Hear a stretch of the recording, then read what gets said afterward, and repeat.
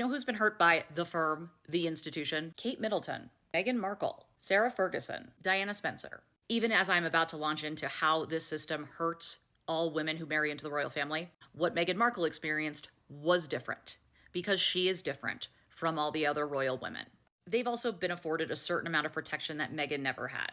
You especially see in the way Catherine has been protected by the palace when it comes to invasion of privacy over photos, controlling the media. But despite all the protestations, what Kensington Palace and the British media is doing right now is not protecting Kate. It's not advocating for Kate. It is not loving or respecting Kate. It is so insidious seeing these pieces from the British media to act as if this issue was created online in a vacuum and push the talking point that Kensington Palace is protecting Kate. This is not love, this is selfishness. I've said this in other videos, but the one thing that Kensington Palace has consistently done is thrown Kate under the bus from the beginning. What is perhaps most shocking about this is seeing Kate in the role as the sacrificial lamb. The New York Times had a guest essay yesterday from Jennifer Weiner entitled "How the Windsor Women Became Human Shields." I thought this quote was apt. Princes might occasionally be turned into frogs, but princesses always seem to end up as villains or scapegoats and be used to deflect heat or criticism should their husbands require it. Because it doesn't matter if you marry into this family,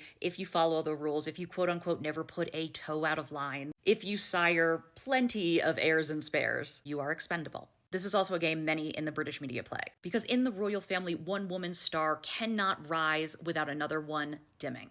And this continued treatment of women who marry into the royal family is one of the struggles that the British royal family will have if they want to modernize, which is one of the things that we keep hearing.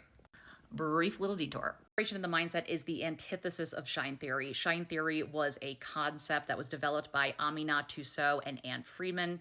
The idea is basically that we should invest in one another and that when one shines, we all shine. It's not a call to support all women, blah, blah, blah. That's not it. It's a change of mindset of how we look at other women doing things and how we celebrate them instead of seeing them as competition. And other modern theories are so wildly antithetical to the institution and the British media and the way they operate that I have a hard time squaring how one can truly modernize. And that's one of the big calls, is that William is going to modernize the institution. I am not sure how you accomplish this if you ignore the real issue that traditionally institutions of power like this have with women. I'm not saying it's impossible, but I'm saying that there are mass structural changes that would have to happen in the relationship between the media and the institution and the way the institution operates. And I'm not sure how that is conducive with keeping traditional monarchists happy. Take Diana and Fergie.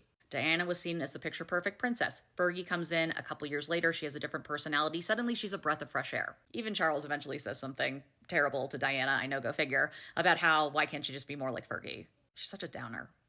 But eventually, Fergie becomes maybe a bit too jolly.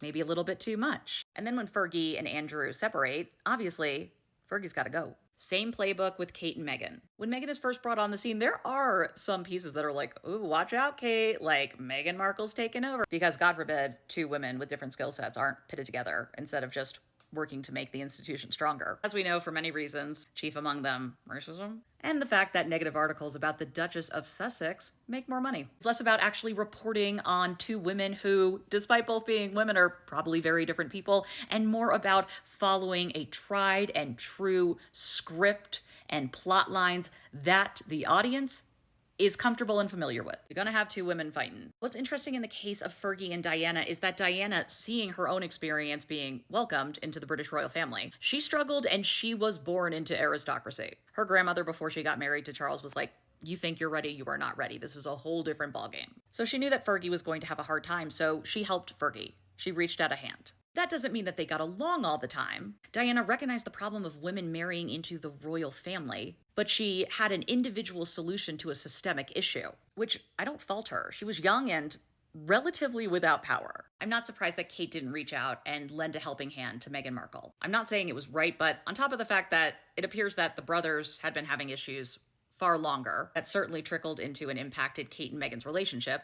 And also, not all sister-in-laws get along. On top of that, Kate has been conditioned and raised to see other women as competition. Like a lot of women, in patriarchal societies. And not only that women see other women as competition, relating this to business for a second, this idea that women who are CEOs and higher up tend not to bring other women up with them. And that might be because women have this unconscious, self-imposed quota of how many women can take up space in these levels. For the royal family, it is that on steroids. Catherine is both a victimizer and a victim of the system.